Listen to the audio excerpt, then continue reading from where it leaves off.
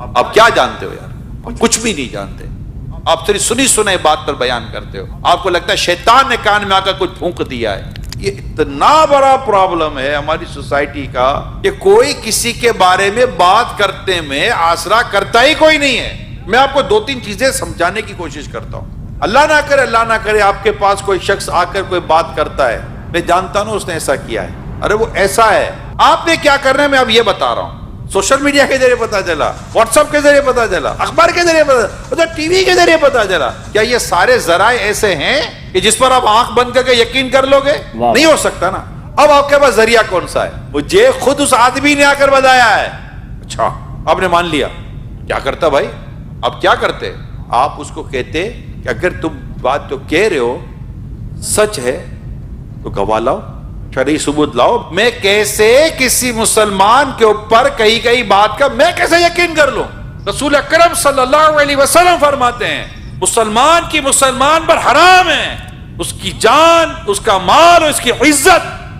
آپ اگر کسی مسلمان کے بارے میں کوئی بات کرتے ہیں شرعی ثبوت لائیے, شرعی گواہ لائیے, اور اگر کہیں اسپیس ہے تو اس کو سمجھائیے کہ کیا تجھ پر واجب ہے کسی مسلمان کے بارے میں اس طرح کی باتیں کرنا اور اس طرح کی ٹو میں جانا. کہ ہم نے تو یہ حدیث سنی ہے جو مسلمان کے عیبوں کو چھپائے گا اللہ قیامت کے دن اس کے عیبوں کو چھپائے گا.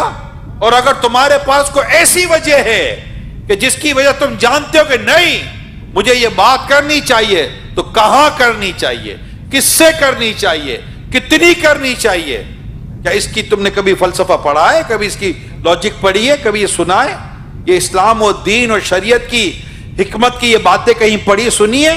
قیامت کے دن تجھے تیرے رب نے کھڑا کر دیا کہ جو تو کہتا تھا اس کو ثابت کر. دنیا کو چھوڑ تو اپنے رب کے آگے کیسے ثابت کرے گا؟ سوائے اس کے کوئی راستہ نہیں ہے, زبان کو بند کرو.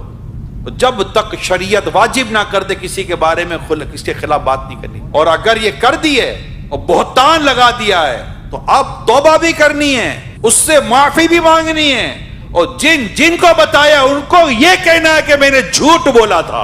آؤ نا, جب کسی کو بدنام کرنا تھا تو بڑے کھل کر باتیں کر رہے تھے. وہ تو مجرم نہیں تھا, لیکن آپ تو مجرم بن گئے نا.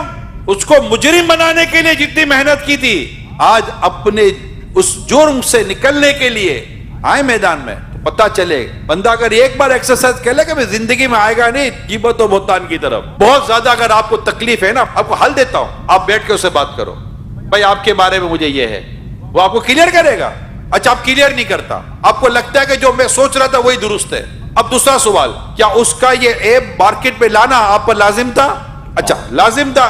کیا مارکیٹ میں لانا لازم تھا یا 2 سے بات کرنا لازم تھا؟ اگر آپ کو لگتا ہے کہ قوم کو بتانا ہے تو اس کی شرعی رہنمائی لیں. آپ کو لگتا ہے کہ 4 کو بتانا, اس کی شرعی رہنمائی لیں. ہم لوگ آزاد نہیں ہیں. اپنی زبان کو, اپنی سوچ کو, اپنے خیالات کو, اپنی خواہشات کو, اپنے جذبات کو, اپنی محبتوں کو, اپنی نفرتوں کو, سب کو اسلام و دین کے آپ کو اس پر تولنا پڑے گا. تو مطلب مادر پیتر آزاد معاملہ تھوڑی ہوگا کہ جو جس کے اوپر چاہے گا انگلی اٹھا دے گا, جس کے اوپر چاہے گا قلم چلا دے گا. ٹھیک ہے چلو دنیا میں کوئی آپ کو بولنے والا, پوچھنے والا, پکڑنے والا نہیں ہوگا, ہو سکتا ہے نہیں ہوگا.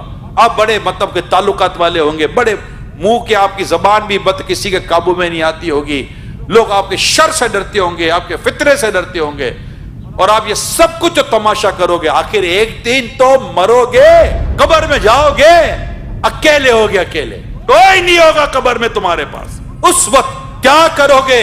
ان گناہوں کا کیسے جواب دو گے جو تم نے مسلمانوں کی ماں, بہن, بھائی, پتہ نہیں کس کس کی عزتوں کو پامال کیا, اور پھر اس پر بعض لوگ تو پیسے لیتے ہیں, اس طرح کی باتیں کرنے کو پیشہ بنا لیتے ہیں. اللہ کی پناہ, ولا حول ولا قوت الا باللہ العلی العظیم. اللہ ہمیں عقل سلیم عطا فرمائے. یہ بھی کوئی زندگی ہے یار مسلمانوں کے عیب ڈھونڈتے رہنا؟ استغفر اللہ. کیونکہ پتہ چلے تو بندہ وہیں دبا دے. مومن وہ ہے جو اپنے لیے پسند کرتا ہے, اپنے بھائی کے لیے وہی پسند کرتا ہے. اللہ نہ کرے آپ کا عیب کسی پر ظاہر ہو جائے تو آپ کی کیا خواہش ہوگی؟ وہی دب جائے کہ پھیلے.